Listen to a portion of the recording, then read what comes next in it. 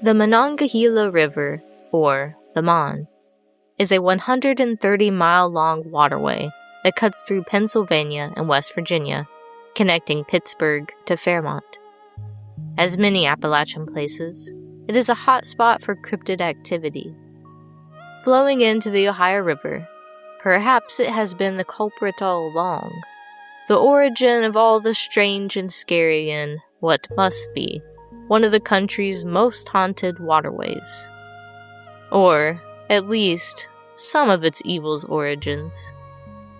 While the Ohio River has a plethora of mysteries that span across every monster category, the Mon has only a handful.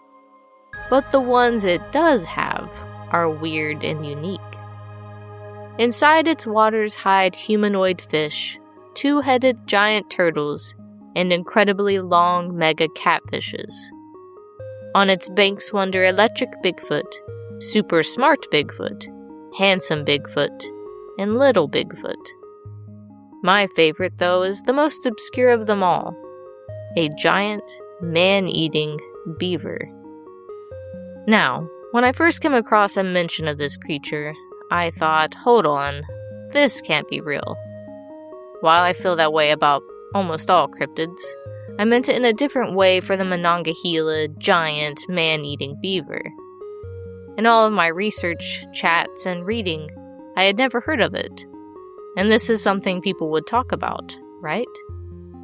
It was in a news article, listed among several popular West Virginia cryptids you expect to see in every list. Snarly Owl, Mothman, Flatwoods Monster. Then, it began talking specifically about those sighted in or around the river. Agua, Monongi. Nestled between was two sentences, a blip among paragraphs about much more lore-rich creatures, almost a footnote. I wrote down every detail and the source, and went on a hunt for more about it. But there was no more to be found. I couldn't find anyone else who had heard of the thing at all. I suspect that the addition was an author insert, a hoax, or maybe something someone got tricked into believing was a real cryptid. But there's always that chance that it's just that obscure, just nearly forgotten. That was sometime between 2017 and 2019. I have yet to find any more information on the giant man-eating beaver, or Fangmalia, as I have been calling it, for it reminds me of a silly, over-the-top animal Dracula, some kind of fearsome critter. What's most baffling for me is that the source I discovered it in no longer exists. Well, it does exist, but it has definitely been modified since then. It's no longer a simple posting of black text on white background like a notepad screen copied and pasted with bold, default text titles and little else. It has been modernized, beautified. And part of me takes this as a validation that it was purposely added, a hoax creature. Another part of me wonders, maybe I wrote the source material down wrong, and now I'll never be able to recover it and reread, reanalyze it. Regardless, whatever I saw, those two sentences I found, they're long gone. But I still have my notes and descriptions of it, so I want to talk about it anyway.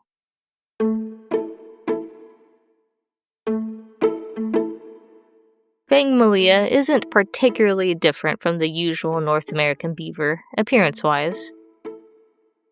It has reddish-brown fur, little dark round eyes, two clawed hands, webbed feet, and a paddle tail. They are, however, more than double the size of a normal beaver, and their big curved rodent teeth are so large that they can't close their mouths. They're much more aggressive, too, fighting anything and everything that accidentally invades their territory. When they become angry, they let forth a high-pitched whistle before charging, headbutting and biting victims. The whistle, apparently, sounds a lot like a steam train's. The creature is a devastation to woodlands, leaving behind barren, bald spots, gnawed stumps, and trampled plants. Their activity gives off a similar, larger-than-life feeling that's usually associated with crop circles and meteor impacts, despite being, well, a big, albeit monstrous, beaver. Lastly, as all beavers do, they build dams and lodges. Fangmalias are, of course, much larger, flooding towns and causing havoc. If the giant, man-eating beaver is a thing at all, it is more of a legend than a cryptid, a vague lake and river monster. I couldn't find any stories or serious witness accounts of it, or generalized giant beavers, even though this is a phenomenon that people seem to truly believe in. But, to be fair, sightings of larger than normal or giant animals are a pretty common, weird thing. Usually, this can be attributed to poorly estimating the size of something at a distance, being surprised at how large the animal is in real life, as well as lacking a frame of reference to judge it by.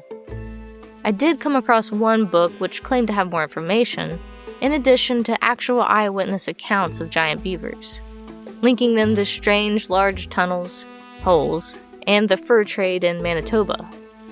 It was called Strange Creatures Seldom Seen, written by John Worms. I haven't gotten a chance to read it though, as the book runs from $50 to over $160, and my public library doesn't have it, nor does Libby, and while I'm intrigued, that's just a bit too steep a price for me. Maybe one day, if I come across it and feel like splurging, I'll see what it has to say and maybe we'll revisit this topic. With big animals on one hand, giant beavers also coincide with another popular cryptozoology topic: extinct animals that might not actually be extinct. In the late Pleistocene, there were giant beavers. We have discovered lots of their fossils. Scientists have separated North American finds into two species. Those that lived in the southeastern U.S. were named, and I know I'll pronounce it wrong, Castoroides dilophytus, and those that roamed elsewhere throughout North America, Castoroides ohioensis. These beavers were big. On average, they grew to be about 6 feet tall, but some fossils reached over 7 feet in length. There is a bit of a dispute on how much they could weigh, some estimating a whopping 276 pounds, while others conservatively put it closer to 170 pounds. These animals had shorter hind legs, longer, less paddle-like tails, wider hind feet, and more prominent teeth, which grew to be about 6 inches long. We don't know if they built dams and lodges, or if their feet were also webbed, but there is evidence that they spent a lot of time underwater. The animal's skull structure hints that they could take in more oxygen, allowing them to hold their breath longer, and data also suggests that they ate aquatic rather than woody plants. One of the other major distinctions between North American beavers and these giant, older ones were their teeth. They didn't just vary in size, but shape and texture. Beavers we see today have teeth with smooth enamel surfaces. These Pleistocene beavers had odd, striated ones. Aside from overall size, all of these traits would probably be easily overlooked by someone in the modern era, spotting one in a random river or lake from far away. Going extinct alongside other North American megafauna in the Pleistocene-Holocene transition, it is just incredibly unlikely that surviving members are still out there, wandering and splashing around. Wetland animals, ones that were doing pretty well a few hundred years ago, find themselves at risk of extinction in the present day, nevertheless ones that were healthy 11,000 years ago. While we probably aren't passing by ancient beavers, there was a time where people and giant beavers might have rubbed shoulders. In Ridge Township in Wyandotte County, Ohio, there is an archaeological site in a place called Sheridan Cave. Containing artifacts and remains from the late Ice Age, the cavern was sealed off from the outside world by a glacier deposit more than 10,000 years ago. Stone and bone tools dating between 11 and 12,000 years ago were found inside, including rare finds like bone spear points, flint hide scrapers, fluted spear points, and items from the Clovis culture. Scattered alongside these amazing finds were also human feces, gourds, wood charcoal, and the bones of late Pleistocene animals. The giant short-faced bear, flat-headed peccary, stag moose, and our giant beaver. With a few places like this in existence, some believe humans may have been eating them and could also have been a contributing factor to their eventual extinction, hunting them unsustainably so. But the changing climate, morphing wetlands, probably hurt them just as badly, if not more so.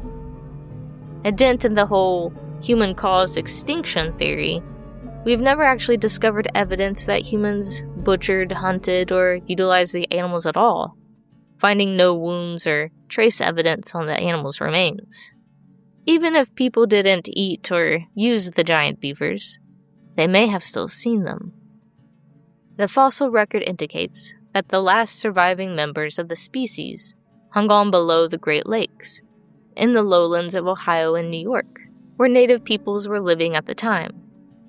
Some First Nations cultures have a giant beaver in their myths. There is an Algonquin story about a giant beaver that built a dam so high that the resulting lake almost reached the sea. The dam was soon destroyed by a great figure named, and I'm not sure I'm pronouncing this correctly, Glooskap, and his axe, creating a series of rapids found on the modern-day St. John River, something we call today the Reversing Falls. Glooskap chased the creature upstream afterwards, creating several islands as he tried to hit it. The animal evaded him, though, swimming under the ice. It built another dam, which resulted in the creation of the Great Lakes. But then the animal fled afterwards, never to be seen again.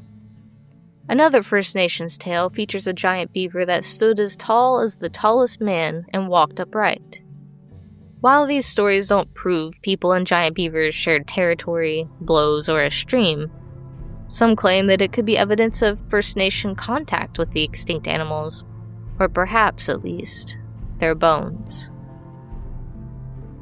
Even if Fangmalia ends up being just a hoax, what if they were real? What would they be like? What if everything said about them was true? I'm Ballyraven, your cryptid guide. Today we're going to imagine what it would be like to stumble upon the Monongahela giant man-eating beaver.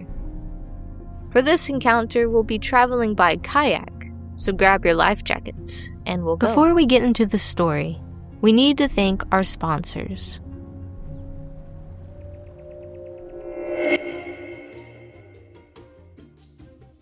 This episode is brought to you by the Ballyraven Patreon and its Team Fae member, Ishtar. If you'd like to keep supporting cryptid content, consider joining the Patreon to listen to these episodes ad-free and early. Most membership tiers also receive cryptid artwork in the mail. This May, members receive a bunyip print, a Mothman sticker, and a special summer cryptid postcard. If you are interested in becoming a scuba diver so that you can search for underwater mysteries yourself, our sponsor Constellation Dive Group has you covered. They offer diver training from beginner recreational classes up to the professional level, as well as numerous dive specialties like wreck diving and enriched air diving. If you're already a diver, they also lead guided dives all over the eastern seaboard. For more information and to schedule a class or dive, visit constellationdivegroup.com or send a message on Instagram at Constellation Dive Group.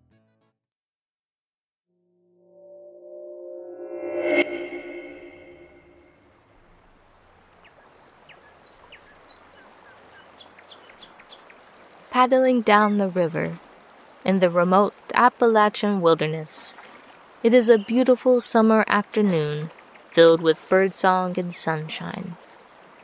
The day after a rain, the river is a bit faster and fuller than normal, cloudy with green-brown sediment and debris. In the distance, something catches your eye. A tree moving, but alone. Not in a group wave made by the wind. Staring ahead, you begin to think that it was a trick of the light. But then it happens again, more clearly. A small tree a little inland is shaking violently back and forth, as if something is pushing it. With an audible crack, you see the tree fall and hear its thud. You imagine it must be a park ranger, and think no more of it. Paddling further, you're directly across from the felled tree. You drift in the center of the river, taking a break and peering into the woods curiously.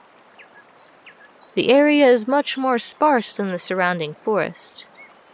From here, you can pick out a wide, mostly cleared trail heading uphill. There are still several trees on the bank, blocking whatever was developing deeper in from view. All you can really see is a stack of logs piled oddly on the river's edge. Picking up your paddle, you start to move on, before a sound grabs your attention again. It sounds like snapping twigs, something being dragged. Squinting, you see a dark shape pulling a tree towards the water. It is about as tall as a human, but thicker, hairier, and it has a tail. It pulls and pushes it next to the stack of logs, chewing on the remaining limb, breaking it off. Suddenly, to your other side, you'll hear a loud whistle. Another giant beaver is on the opposing riverbank. It stretches, looking at you. Standing up on two large feet, it throws its head back, whistling again, and the sound is frightening. Shiny brown teeth glint in the sunlight. Its eyes almost seem to glow a red color. It rushes into the water, swimming towards you. The other animal, alerted, begins to whistle too, stomping its feet agitatedly on the riverbank. The first creature is fast. Its big furry head bobs up and down in the water, but only the upper half of its face and neck are visible as it makes a beeline towards you. You paddle as fast as you can, thankful the river isn't fighting against you. Both are now on the chase, and they are much faster. You can hear splashing behind you and feel one of them bump into, scratch against your boat. Your arms are tired, but you keep pushing forward as hard, as fast as you can. You might not be able to out-paddle them. A loud smacking sound, and another, and another. You're too afraid to look back just yet. You wonder if that was their tail hitting the water in frustration, or threat. You see a bridge over the water in the distance. You hazard a look behind you. Nothing. You don't stop, though, paddling despite your exhaustion. You fling yourself, your boat, onto the shore, pulling it just high enough on the bank so that it wouldn't get swept back into the water. Then, you run. Climbing up the rocky, thorny hillside, you make it to the road, sprinting to the bridge. Looking over the rail, there is nothing in the water. At least that you can see. You don't want to risk it. You won't be paddling back up to the river to go home. You will have to catch a ride instead. If you would like to see this episode's sources and view artwork, visit www.ballyraven.com/encyclopedia